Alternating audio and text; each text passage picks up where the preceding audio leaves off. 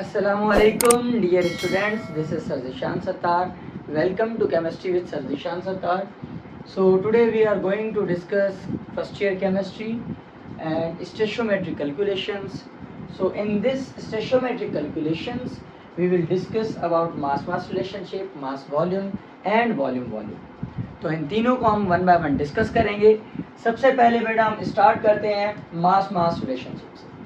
तो mass relationship basically एक numerical है, लेकिन उससे पहले हम थोड़ा सा ये समझ लें कि ये किस चीज़ के बारे में है या इसमें हम क्या करने वाले हैं। तो बेटा to determine unknown mass of reactant और product from given mass of a substance in a chemical reaction. Balanced chemical equation को यूज करके किसी भी केमिकल रिएक्शन में जब हम अननोन मास फाइंड करें, क्या फाइंड करें? अननोन मास फाइंड करें रिएक्टेंट या प्रोडक्ट का, किस में से? From the given mass of a substance. एक सब्सटेंस का गिवन मास हमें दिया हुआ होगा रिएक्टेंट या प्रोडक्ट का, और हमने अननोन मास को फाइंड करना होगा केमिकल इक्वेशन को यूज करके। ओके, तो बेटा हम बढ़ते हैं न्यूमेरिकल की तरफ। तो न्यूमेरिकल हमारे पास क्या है? Calculate mass of carbon dioxide. Carbon dioxide का हमने मास फाइंड करना है, जो कि ऑब्टेन्ड हो रहा है किससे? थर्मल डिकम्पोजिशन हम करवाएं 50 ग्राम लाइमस्टोन की, मतलब कि कैल्शियम कार्बोनेट की। कैल्शियम कार्बोनेट का कॉमन नेम है लाइमस्टोन। हम 50 ग्राम कैल्शियम कार्बोनेट की जब डिकम्पोजिशन करवाएंगे तो उससे हमें कार्बन डाइऑक्साइड का मास कितना मिलेगा, ये हमने फाइंड करना है। तो एक मास गिवन है, एक अननोन है। तो ये हमारे पास इक्वेशन है। ये हमें इक्वेशन या तो क्वेश्चन में दी हुई होगी या हमने खुद बैलेंस इक्वेशन बनानी है। तो ये एक बैलेंस्ड केमिकल इक्वेशन है जिसमें इसकी डिकम्पोजिशन हो रही है थर्मल हीट देने पर, और ये CaO और CO2 बन रहा है, कैल्शियम ऑक्साइड और कैल्शियम अपना कार्बन डाइऑक्साइड। तो बेटा सबसे पहले हमने क्या करना है, देखें यहाँ पर इसको करने का सिंपल आसान तरीका क्या है कि एक वैल्यूज आप वो लिखें जो आपको फ्रॉम इक्वेशन दी हुई है, ठीक है बेटा। दूसरी आपने यहाँ पर वो लिखनी है जो आपको फ्रॉम क्वेश्चन दी गई। तो दोनों हम लिख लेते हैं। पहले हम लिखते हैं फ्रॉम इक्वेशन। अब इक्वेशन में कैल्शियम कार्बोनेट का आपने मास लिखना है CaCO3। तो कैल्शियम कार्बोनेट का हम मास लिख लेते हैं। मास क्या होगा बेटा? देखें, कैल्शियम का मास होता है 40, कार्बन का मास होगा कितना? 12, और ऑक्सीजन का मास कितना? एक ऑक्सीजन का मास होता है बेटा 16। तो 3 का कितना हो जाएगा? 48। आप इन तीनों का निकालेंगे तो ये हो जाएगा बेटा 100 ग्राम। ये मोलर मास तो निकालना आप लोगों को आता ही होगा। तो 100 ग्राम हमने निकाल लिया। ये अकॉर्डिंग टू द इक्वेशन हमने 100 ग्राम यहाँ लिख दिया। अब दूसरी चीज हमारे पास क्या है? दूसरी हमारे पास है कार्बन डाइऑक्साइड। इसको हमने छोड़ देना है। क्यों छोड़ देना है इसको? क्योंकि हमारे क्वेश्चन में इसकी कोई भी बात नहीं हो रही, तो इसको हम डिस्कस नहीं करेंगे। इसका मास ले लेते हैं। तो कार्बन का मास बेटा 12, ऑक्सीजन 2 का हो गया 32। तो दोनों का कितना हो गया बेटा? 44। तो यहाँ पर आप इसका मास जो है वो लिख देंगे 44 ग्राम। अब आ जाती है बात क्वेश्चन की। तो क्वेश्चन में 50 ग्राम किसके हैं बेटा? लाइमस्टोन के। और कैल्शियम जो कार्बन डाइऑक्साइड है उसका मास हमने फाइंड करना है, वो नहीं पता, तो उसकी जगह आप X लिख दें। अब क्या करना है? अब हमने रेशियो प्रोपोर्शन मेथड को यूज करना है। इस पे हम क्या करेंगे? सिंपल हम क्रॉस मल्टीप्लाई करवाएंगे। तो क्रॉस मल्टीप्लीकेशन में देखें, 100 के सामने हमारे पास जो दूसरी वैल्यू है वो अननोन है, तो x की वैल्यू हमने फाइंड करनी है। आप x को ले आए बाहर, और यहाँ पर 100 मल्टीप्लाई हो रहा है, तो अब यहाँ पर आप कर देंगे इसको डिवाइड। 50 इंटू 44, ये आप लिख दें बेटा 50 इंटू 44। अब 50 इंटू 44 करें, और उसके बाद फिर उसको आप डिवाइड कर दें किससे? उसको आप डिवाइड कर दें 100 से। तो 50 इंटू 44 आंसर आएगा बेटा हमारे पास 2200। इस तरीके से ये भी एक मैं करवा देता हूँ, है तो बहुत ही आसान। 50 इंटू 44, 4 0 द 4, 4 5 द 20, फिर 4 0 द 4, 4 5 द 20, ये आ गया 0 0 2 2, 2200। डिवाइड आप करें इसको 100 से, ये डबल जीरो इस डबल जीरो से कैंसिल हो गया, तो 22/1 मतलब के 22 ग्राम। तो ये आपको आंसर मिल गया कि अगर हम 50 ग्राम कैल्शियम कार्बोनेट के यूज करें तो उससे हमें 22 ग्राम मिलेगा कार्बन डाइऑक्साइड। वैसे भी आप इसको सिंपल समझ सकते हैं। देखिए 100 से 44 मिल रहा है, तो 100 का आधा हमने यूज किया है 50, तो इसका आधा ही हमें मिलेगा। तो 44 का हाफ क्या होता है? 22 ग्राम। तो इस तरीके से हम कर सकते हैं मास रिलेशनशिप के क्वेश्चन। एक और एग्जांपल हम कर लेते हैं, क्वेश्चन नंबर 2 को भी हम सॉल्व कर लेते हैं ताकि थोड़ी सी प्रैक्टिस हो जाए। तो क्वेश्चन नंबर 2 बेटा हमारे पास क्या है, क्वेश्चन नंबर 2 हमारे पास है how many grams of O2 are required to react with 25 gram of H2 to produce water. कि हमने यहाँ पर ग्राम फाइंड करने हैं किसके, ऑक्सीजन के, कितने बन रहे हैं या हमें वाटर बनाने के लिए कितने रिक्वायर्ड हैं जब हम 24 ग्राम हाइड्रोजन गैस को इस्तेमाल करें। 24 ग्राम अगर हम हाइड्रोजन गैस इस्तेमाल करें तो हमारे पास ऑक्सीजन हमें कितनी चाहिए वाटर बनाने के लिए। तो सबसे पहले आप वही फॉर्मूला यूज करें, फ्रॉम इक्वेशन वैल्यू लिखें, फिर बेटा आप वैल्यू लिखें फ्रॉम क्वेश्चन। आप पहले क्वेश्चन की भी लिख सकते हैं, कोई मसला नहीं है, ऊपर नीचे चीजें हो सकती हैं। तो हाइड्रोजन 1 का मास होता है 1, तो 2 2 4 ये आ गया। ऑक्सीजन का 16, तो 2 का कितना हो गया बेटा 32, ठीक है। और अब क्वेश्चन की बात कर लेते हैं। तो क्वेश्चन में हमारे पास हाइड्रोजन गैस का मास गिवन है 25 और हमने ऑक्सीजन का फाइंड करना है कि हमें कितना चाहिए। तो यहाँ पर बेटा लिख दें x, ठीक है। तो अब इसको क्या करना है, वही सेम मेथड, आप इसको करें बेटा क्रॉस मल्टीप्लाई।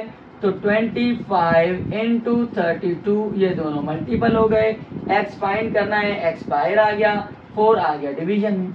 अब 25 इंटू 32 करेंगे तो बेटा इसका आंसर आ जाएगा 800।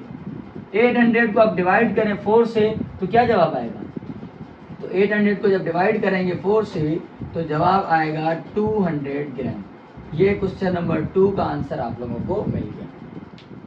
ओके, तो बेटा मास मास रिलेशनशिप के बाद हमारे पास जो सेकंड है वो है मास वॉल्यूम रिलेशनशिप। अब इसमें भी क्या करना है हमने, इसमें हमने डिटरमाइन करना है अननोन वॉल्यूम को, लेकिन किससे, गिवन मास से। हमें एक सब्सटेंस का मास दिया हुआ होगा, गिवन होगा, उससे हमने अननोन वॉल्यूम को फाइंड करना है। अब पीछे हम मोल और एवोगाड्रोस में पढ़ के आए हैं कि जो वॉल्यूम होता है वो किससे डायरेक्टली प्रोपोर्शनल है बेटा, वो नंबर ऑफ मोल से है। तो नंबर ऑफ मोल से किसका डायरेक्ट रिलेशन है, वॉल्यूम का। और 1 मोल अगर किसी भी गैस का हो तो एसटीपी कंडीशन पर तो उसके अंदर कितने होते हैं, 22.4 डेसीमीटर क्यूब उसका वॉल्यूम होता है, ठीक है। तो डायरेक्टली प्रोपोर्शनल है बेटा ये किससे, वॉल्यूम से। तो अब यहाँ पर हमारे पास मोल नहीं है, तो सबसे पहले हम क्या फाइंड करेंगे, सबसे पहले हम फाइंड करेंगे मोल, ठीक है।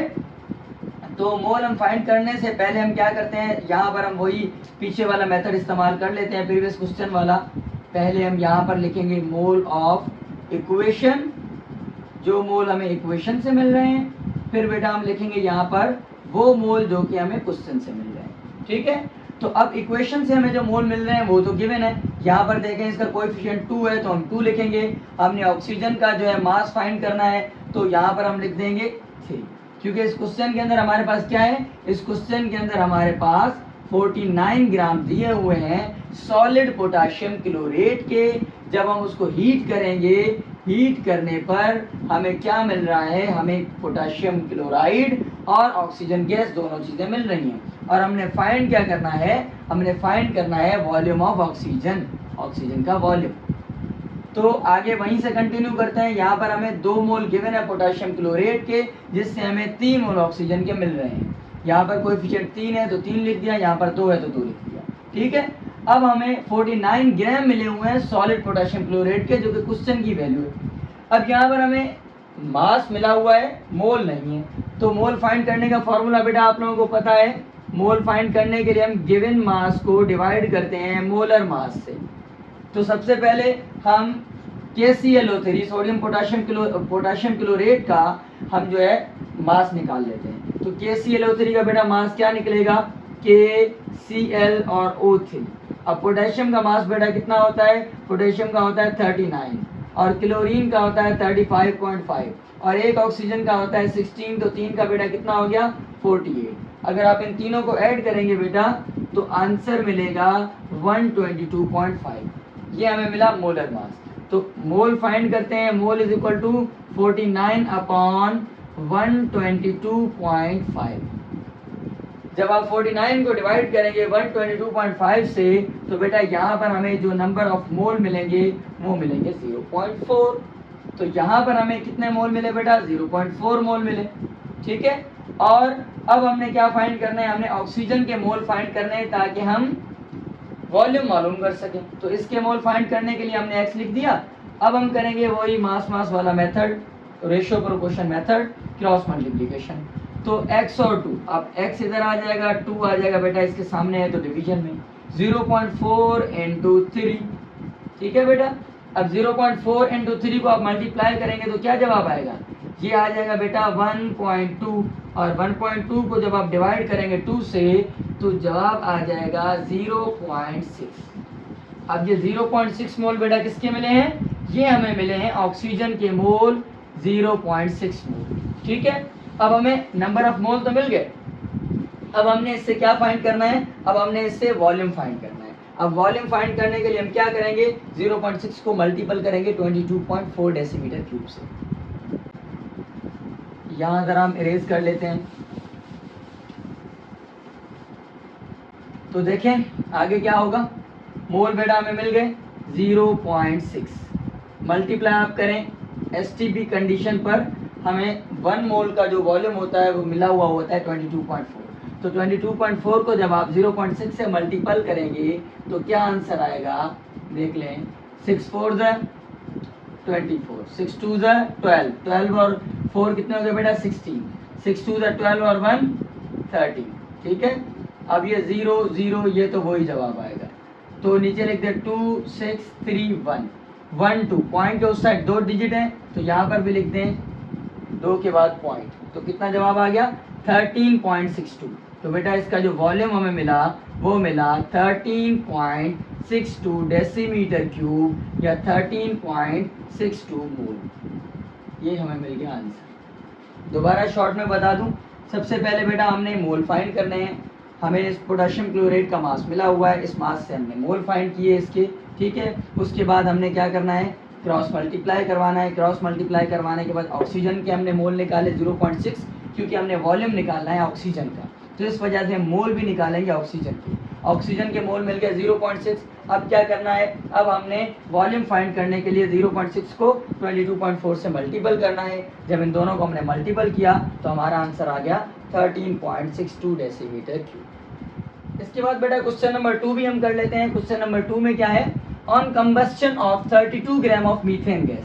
यहाँ पर बेटा 32 ग्राम हमें दिए गए हैं मीथेन गैस के, जो कि एक्सेस ऑफ ऑक्सीजन में कंबस्ट हो रहे हैं, जिससे हमें CO2 और H2O मिल रहा है। लेकिन हमारा कंसर्न किससे है, हमारा कंसर्न है सिर्फ वॉल्यूम ऑफ CO2 से, तो हमने CO2 का वॉल्यूम फाइंड करना है। बिल्कुल यही मेथड हम यूज करेंगे। क्या करेंगे, पहले बेटा आप जो वैल्यू लिखे वो लिख लें फ्रॉम इक्वेशन, फिर आप लिख लें फ्रॉम क्वेश्चन। तो फ्रॉम इक्वेशन हमें नंबर ऑफ मोल हम देख लेते हैं। एक तो हमने बेटा मीथेन के लिखने हैं, यहाँ पर कोएफिशिएंट कुछ भी नहीं दिया हुआ, मतलब कि 1 आएगा। दूसरा हमने CO2, तो CO2 का भी जो है नंबर ऑफ मोल 1 आएगा, क्योंकि कोएफिशिएंट कुछ भी नहीं दिया हुआ। आगे बात कर लेते हैं, अब CH4 के हम मोल फाइंड कर लेते हैं। तो CH4 के मोल फाइंड करने के लिए हमें गिवन मास की ज़रूरत है, जो कि है 32। तो मोल फाइंड करने के लिए ये 32 हमारे पास मास आ गया, हमने इसको डिवाइड करना है CH4 के मोलर मास से। तो CH4 का बेटा मोलर मास कितना होता है, कार्बन का 12, एक हाइड्रोजन का 1, तो 4 का 4, ये हो गया बेटा कितना 12 और 4 16। अब आप 16 को इससे मल्टीप्लाई करेंगे तो सिंपल है, 16 1 16, 16 2 32, तो बेटा हमें कितने मोल मिल गए, 2 मोल मिल गए। अब यहाँ पर आप लिख दें बेटा कितने 2 मोल, इसको आप क्रॉस मल्टीप्लाई करवा दें, x लिख के यहाँ पर। अब ये क्रॉस मल्टीप्लाई करेंगे तो बहुत ही ये तो सिंपल हो गया, x is equal two divided by 1 2 into 1। अब 2 इंटू 1 मतलब कि 2 इंटू 1 2 हो गया, और 2 डिवाइडेड बाय 1 2 मोल। 2 मोल बेटा हमें किसके मिले हैं, 2 मोल बेटा हमें यहाँ पर मिले हैं कार्बन डाइऑक्साइड के। तो अब वॉल्यूम फाइंड करना तो बहुत ही आसान हो गया, क्योंकि वॉल्यूम फाइंड करने के लिए हमने क्या करना है, वॉल्यूम फाइंड करने के लिए हमने मोल को मल्टीप्लाई करना है 22.4 डेसीमीटर क्यूब से। तो मोल बेटा हमें यहाँ पर कितने हैं, मोल बेटा है 2, तो 22.4, इसको आप मल्टीपल करेंगे तो आंसर आ जाएगा 44.8 डेसीमीटर क्यूब। ये मिल गया इसका हमें आंसर। अब इस क्वेश्चन के अंदर या तो हमें कंडीशंस मेंशन की हुई होंगी, स्टैंडर्ड टेम्परेचर प्रेशर या रूम टेम्परेचर प्रेशर, STP और RTP, ठीक है। और अगर ना की हुई हो तो आप लोगों ने अज्यूम करना है कि यहाँ पर हमारे पास कंडीशन कौन सी है, STP है, जो कि मैंने यहाँ पर जानबूझ के नहीं की, ठीक है। तो पहली बात की कंडीशन मेंशन की हुई होती है एसटीपी, ठीक है। और अगर ना हो आरटीपी हो तो वो मैं पिछली वीडियोस में बता चुका हूँ कि अगर आरटीपी जो है कंडीशन हो तो हम 22.4 के बजाय 24 लेंगे। तो अगर कंडीशन नहीं दी हुई तो हम एसटीपी उठाएंगे जो कि है 22.4। तो अब हम लास्ट एग्जांपल कर लेते हैं एक वॉल्यूम वॉल्यूम रिलेशनशिप का भी, मास वॉल्यूम और वॉल्यूम वॉल्यूम के बाद। तो ये सबसे आसान है और इसमें बहुत ही कोई इतनी मुश्किल बात नहीं है, उन दोनों से आसान है, ठीक है बेटा। तो इसमें हमने क्या करना है, टू डिटरमाइन अननोन वॉल्यूम, इसमें भी हमने अननोन वॉल्यूम को फाइंड करना है रिएक्टेंट या प्रोडक्ट का, लेकिन अब वॉल्यूम से ही करना है। गिवन वॉल्यूम होगा हमें किसी भी गैस का, उससे हमने वॉल्यूम को फाइंड करना है। तो वॉल्यूम से ही वॉल्यूम को फाइंड करना है। तो इसमें एक स्टेप हमारा और भी कम हो जाएगा। पहले क्वेश्चन को देख लेते हैं। क्वेश्चन क्या कह रहा है बेटा, calculate volume of carbon dioxide. Carbon dioxide का वॉल्यूम हमने फाइंड करना है एसटीपी कंडीशन पर, जो कि प्रोड्यूस हो रहा है कैसे, by complete burning of 50 decimetre cube of butane gas. ये ब्यूटेन गैस का फॉर्मूला है। ब्यूटेन गैस की कंप्लीट कंबस्टन से 50 डेसीमीटर क्यूब की कंप्लीट कंबस्टन से हमारे पास कितना वॉल्यूम CO2 का प्रोड्यूस हो रहा है वो हमने फाइंड करना है, ठीक है। और ऑक्सीजन हमारे पास जो है वो एक्सेस में है, तो उसका कैलकुलेशन में कोई भी यूज नहीं होगा। ये हमारे पास बेटा इक्वेशन है। 2 मोल हमारे पास है ब्यूटेन गैस के, सॉरी यहाँ पर मैं फॉर्मूला के अंदर करेक्शन कर दूं, C4H10, this is the formula for butane gas, ठीक है बेटा। इसको जब ऑक्सीजन की एक्सेस सप्लाई में हम कंबस्ट करेंगे, हीट करेंगे, बर्न करेंगे, तो इससे हमें 2 चीज़ें मिलेंगी, कार्बन डाइऑक्साइड और वाटर, ठीक है। तो अब हमने फाइंड करना है, इसके लिए हम क्या करेंगे, हम पिछला मेथड वही यूज़ करेंगे, फ्रॉम इक्वेशन वैल्यू लिखेंगे, फिर बेटा हम वैल्यू लिखेंगे फ्रॉम क्वेश्चन, ठीक है। अब यहाँ पर हमने क्या करना है, यहाँ पर हमने ये हमारे पास जो कोएफिशिएंट दिया हुआ है जितना भी हो 2, 3, 4, हमने वही लिखना है एज अ वॉल्यूम करके। तो ये हमने लिख दिया 2, और दूसरा मास किसका, वॉल्यूम किसका फाइंड करना है, CO2 का। तो यहाँ पर इसका कोएफिशिएंट है 8, तो आपने लिख दिया 8, ठीक है। उसके बाद हमने क्या करना है, जितने डेसीमीटर क्यूब हमें यहाँ पर दिए हुए हैं वही हमने डायरेक्ट लिखने हैं यहाँ पर, और किसी भी किस्म की कैलकुलेशन नहीं होगी। तो ब्यूटेन गैस के 50 डेसीमीटर क्यूब है, हमने बेटा वही डेसीमीटर क्यूब फ्रॉम क्वेश्चन के सामने यहाँ पर लिख दिए, और हमने CO2 का वॉल्यूम फाइंड करना है, तो यहाँ पर बेटा हमने लिख दिया x। अब हम इन दोनों को करवाएंगे क्रॉस मल्टीप्लाई करवाएंगे, तो x की वैल्यू फाइंड करने के लिए क्या करेंगे, 2 बेटा आ जाएगा डिवीजन में, और 50 × 8। अब 50 × 8 जब हम करेंगे तो क्या जवाब आएगा, 50 × 8 बेटा हमारे पास जवाब आ जाएगा 58 400, ठीक है। और 400 को जब हम डिवाइड करेंगे 2 से, तो क्या जवाब आएगा, इसका आधा हो जाएगा, जो कि बेटा हमारे पास क्या होगा, जो कि हमारे पास होगा 200 डेसीमीटर क्यूब। बस ये प्रॉब्लम यहीं पर एंड हो गया, इसमें और कोई डिटेल बात नहीं है, बहुत ही आसान है। दोबारा शॉर्टली बता दूं बेटा, हमने वॉल्यूम फाइंड करना है कार्बन डाइऑक्साइड का एसटीपी कंडीशन पर, जो कि 50 डेसीमीटर क्यूब ब्यूटेन गैस की कंबस्टन पर हमें मिल रहा है। ये हमने लिख ली इक्वेशन, पहले हम फ्रॉम इक्वेशन लिखेंगे, फिर फ्रॉम क्वेश्चन वैल्यूज लिखेंगे। फ्रॉम इक्वेशन हमारे पास जो है 2 मोल है ब्यूटेन के, कार्बन डाइऑक्साइड के 8 मोल हैं। उसके बाद ब्यूटेन गैस का 50 डेसीमीटर क्यूब है, ये हमने यहाँ पर लिख दिया। इसका वॉल्यूम हमने फाइंड करना है, x लिख दिया, क्रॉस मल्टीप्लाई करवाएं तो 50 × 8 डिवाइडेड बाय 2, x इधर आ गया, 2 डिवीजन में आ गया, 50 × 8, 50 × 8 400, 400 डिवाइडेड बाय 2, 200 डेसीमीटर क्यूब। ये हमें मिल गया इसका फाइनल आंसर। अब जो है इंशाल्लाह नेक्स्ट वीडियो में हम मिलेंगे नेक्स्ट टॉपिक के साथ। आज के लिए इतना ही, अल्लाह हाफ़िज़।